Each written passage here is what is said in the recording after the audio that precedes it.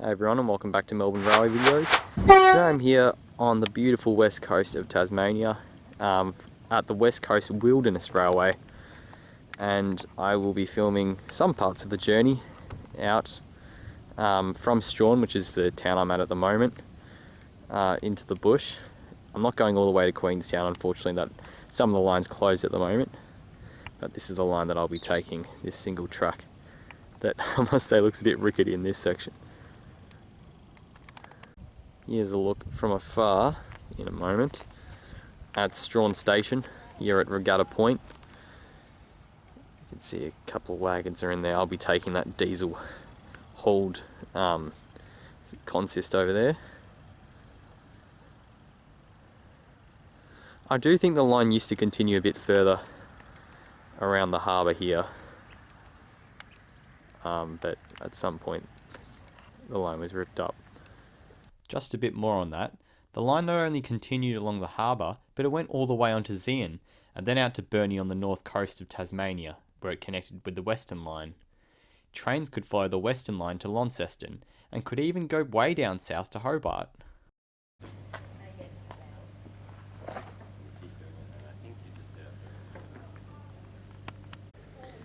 That was just a look at the locomotive from the side, and now I'm from the front. There's an additional carriage over here named Mount Owen, but it's not going to be part of this consist. There's also this old crane over here, which is actually on rails. This would have been a port once upon a time.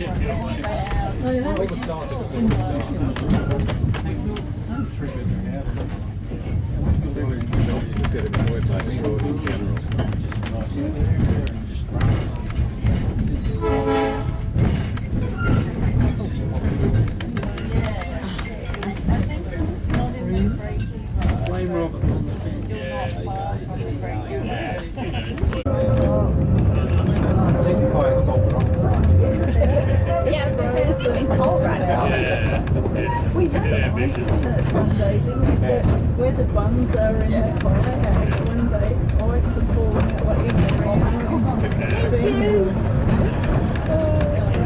It actually knocked the bung out, didn't it? The water in the thing expanded and knocked the bung out. As we pull out of the station, I'd like to once again welcome you all on board. The environment you will see today is incredibly unique and holds a special place in our hearts and that of our community. It continues today with you, through tourism, through the sharing of our stories and through our local community, for whom we are an economic boost, as well as a source of heritage and pride. As we depart Strahan and make our way along Macquarie Harbour, take a second to imagine life here, all those years ago. Your arrival in Strahan is a little further around the harbour. There is no locomotive or comfortable carriage to greet you. Instead, you'd better hope for good weather as you board an old barge headed for Teepookana, one of the busiest shipping ports in Tasmania. If the weather is clement, you will enjoy a lovely punt down the King River and disembark several hours in the saddle, now the second steepest operational steam haul in the southern hemisphere. Your trip through Rhinadina and Lynchford Station would have been hopefully uneventful and an opportunity to gaze upon the incredible wilderness that surrounds you before arriving in the shanty town of Queen's Crossing, now Queenstown. This is the world of the intrepid pioneer and of those that lived and worked along the railway between 1896 and 1963, when the Mount Mile Mining and Railway Company closed the line.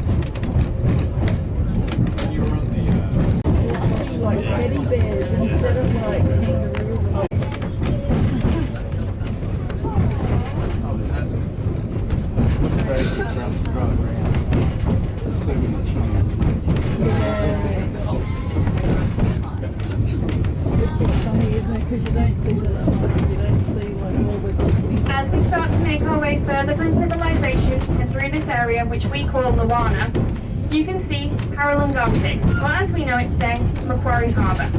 For tens of thousands of years, Tallawah occupied Tasmania, making them the most southerly dwelling people in the world. We know that there were seasonal communities in and around this harbour area, and they would have been coming here generation upon generation.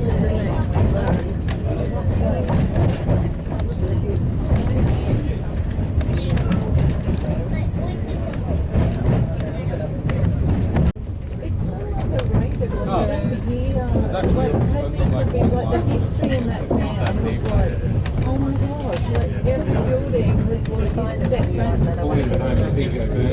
Yeah. Step back and have a 50 years in the town. I was like, oh my gosh. It's just dying.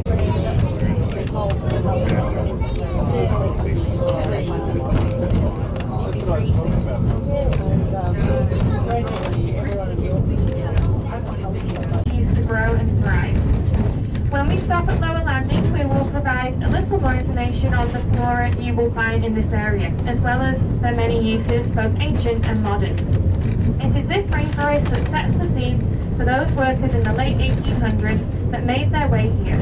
You see, once Bose Kelly got a hold of the mine, he employed some surveyors and told them to find a way through the rainforest and to overcome the steep Marinadina saddle. One by one, surveyors returned with one message. It cannot be done. There is no way you will get back. You are mad. Bose Kelly, being a very determined man, fired every single person without pay when they told him he couldn't forge a way through the wilderness. After a while, the remaining surveyors caught on to this trend. They learned if they want to keep their jobs, they must come out here and find a way. In the 1984, construction began not far from here on a railway through impassable rainforest, once over impossible hills and along treacherous, fatal gorges. Hobart's leading newspaper, The Mercury, called the surveying effort superhuman and described broken, rock-faced scarp that would break off and bound down the gorge 1,000 people.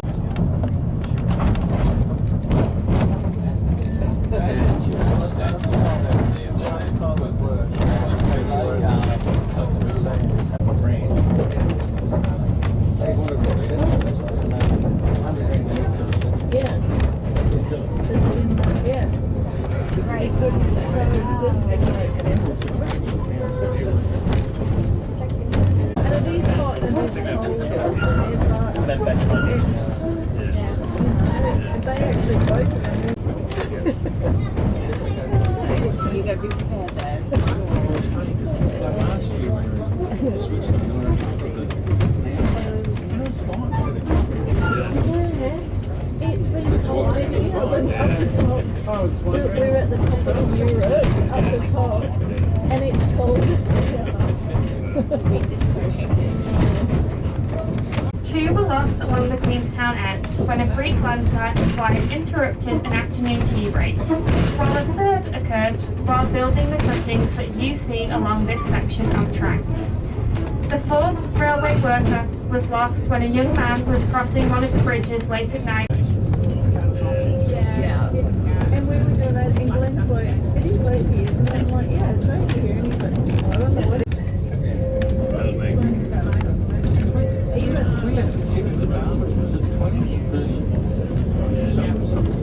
He had looked after, especially.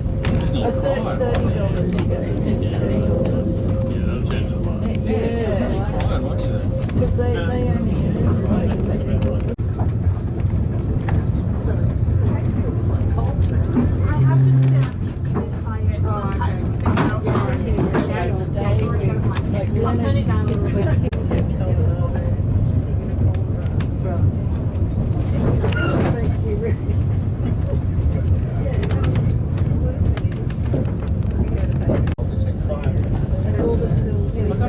So we chopped them all out, mate.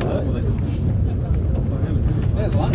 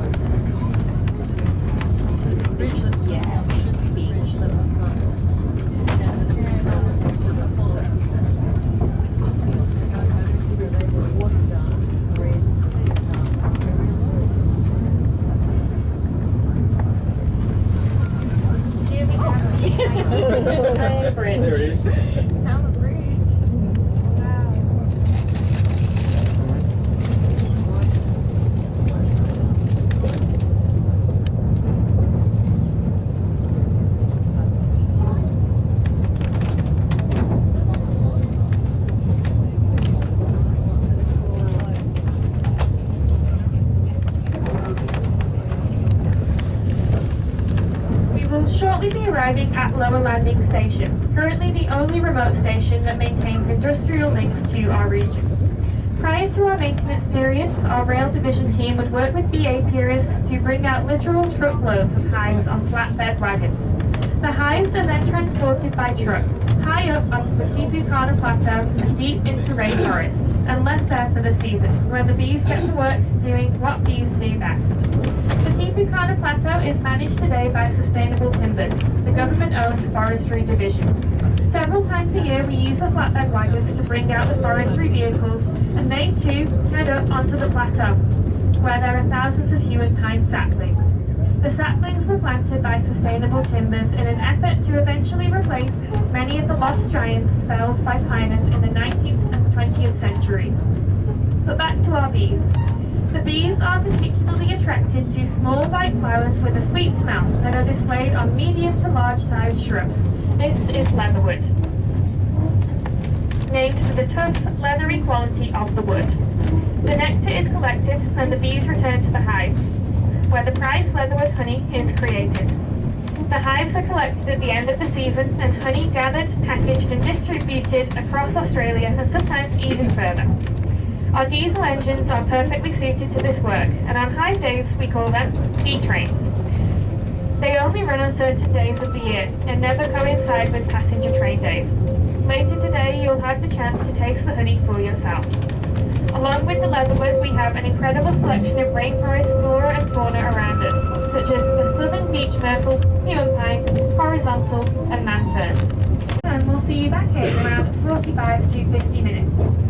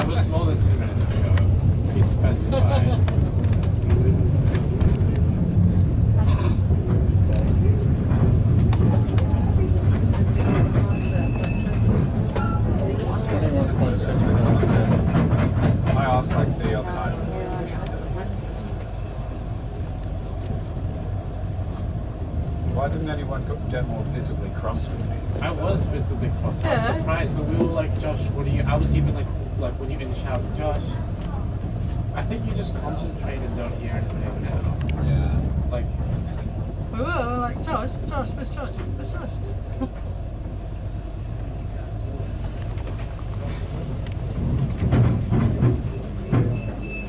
Welcome to Lower. Alright, here we are at Teepookana, which is, oh sorry, not Teepookana, the Lower Landing Station. It'd be good if someone could explain why this is flapping up and down. Anyway, this is going to be the end of my journey on the railway. They're currently fixing up this next section, which is the rack and pinion section. So unfortunately I won't be able to capture that in this video. But yeah, I'll show you around the station here at Lower Landing. This is just a little siding into the platform. Sorry, not into the platform, away from the platform.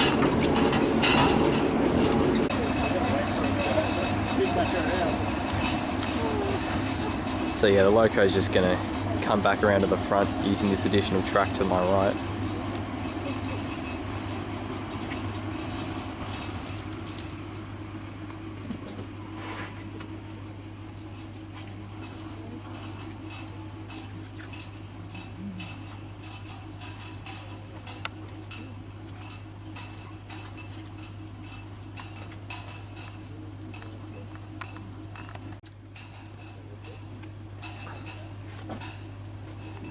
See the changing of the points.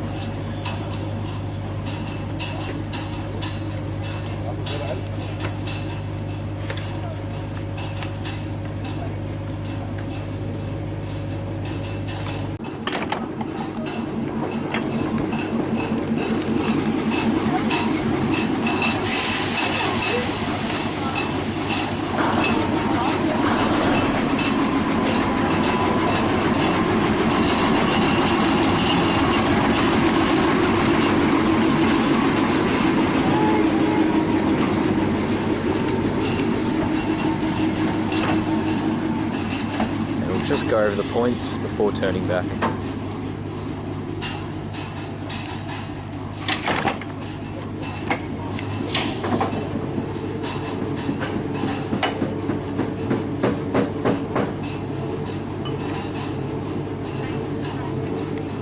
That banging is just from the cafe. I think someone's making a coffee.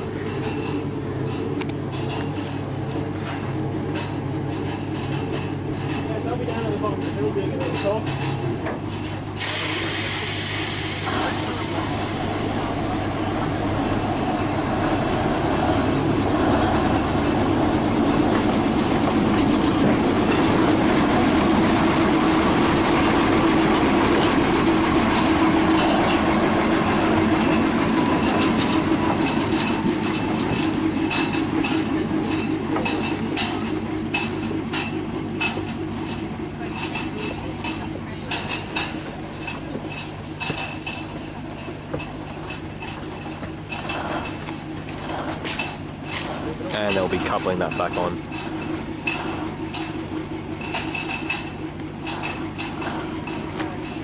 So while everyone's dispersed, I'll just show you the train. Well, firstly I'll show you the station sign, lower landing. And then this is the loco.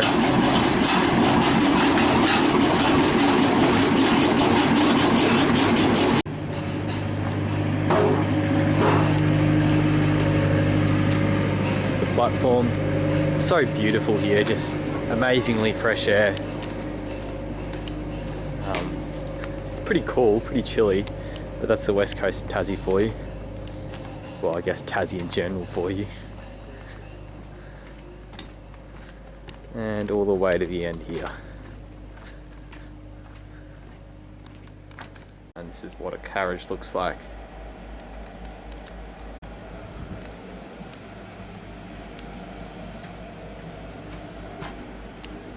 You've got blankets on the side. This bridge here actually carries a section of an abandoned tramway, and the larger bridge to the left carries the main railway. This is off the railway, but just look how fast this river's travelling.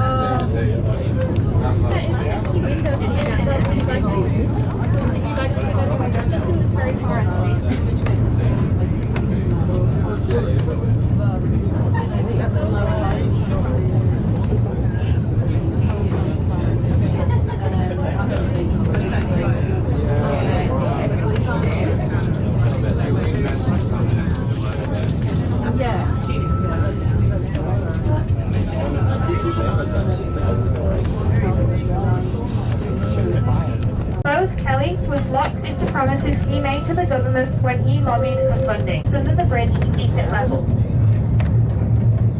A team of men on the other side of the river pulled the barge across, using a series of ropes and pulleys. They had to keep the barge moving slowly and steadily, and it eventually made its way across. Once in position, they sandbagged the barge to sink it slightly, effectively lowering the bridge onto the waiting footings. All that was left was to lock the bridge in.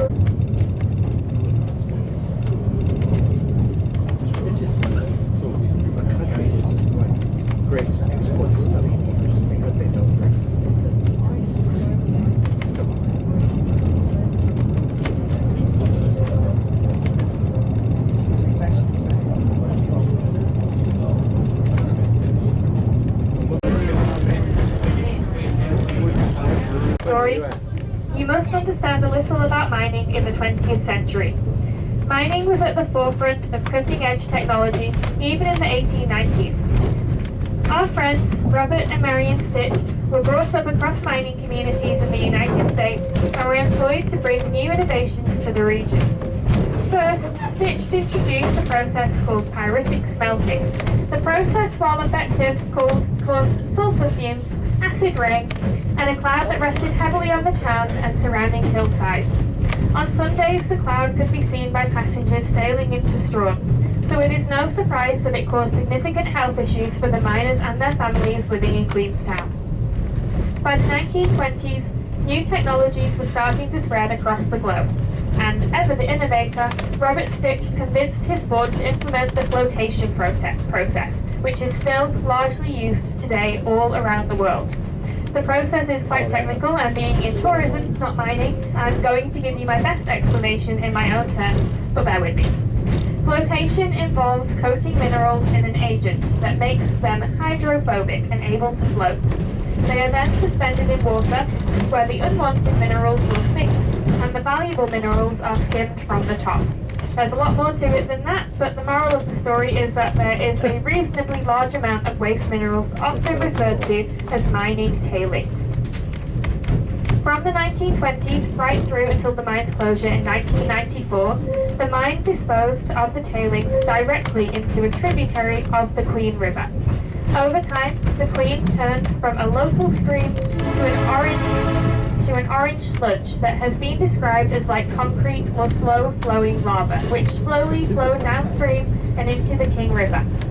The resulting damage was catastrophic, and by 1996, 2 years after the mine closed, an intense and unprecedented study into the environmental damage was undertaken. The findings were stark. At their worst parts, the Queen and King Rivers were completely unable to sustain life.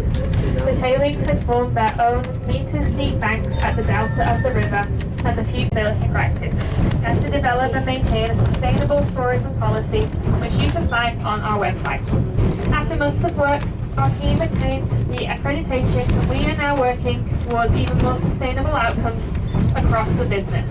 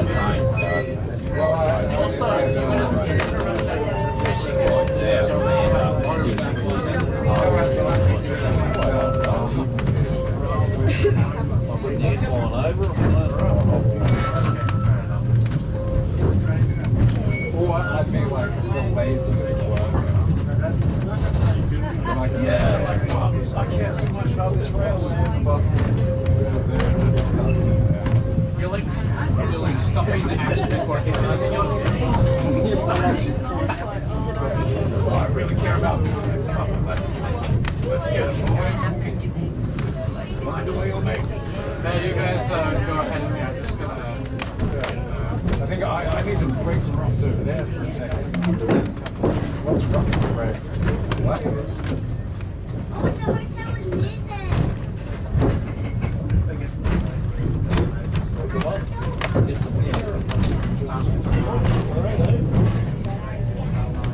Oh yeah, that must be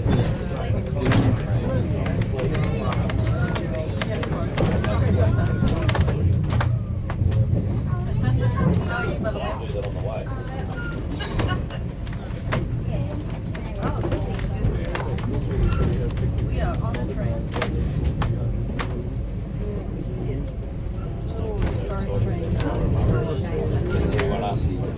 Come on, thanks for everyone. Again, thanks for joining us. Just mind the gap as you get off. Take care and just make sure you've got all of your belongings. And once we come to a stop, you can disembark at either end of the room. Thank you.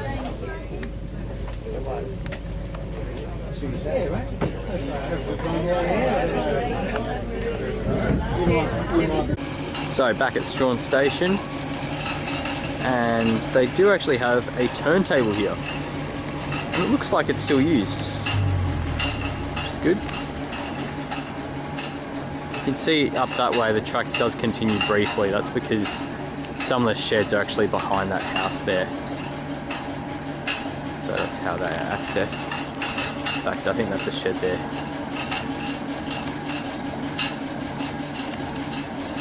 Let me just pan around to the harbour here. It's a lovely little town.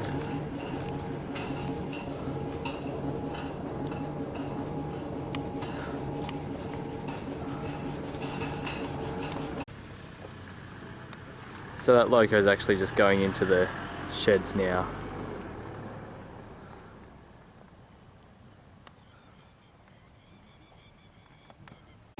So I think that'll be it for the video, so I can't stick around for much longer. Yeah, thanks so much for watching and joining me for this trip on the West Coast Wilderness Railway. I really enjoyed it, and I hope you get to ride this railway too at some point. Alright, see you in the next video.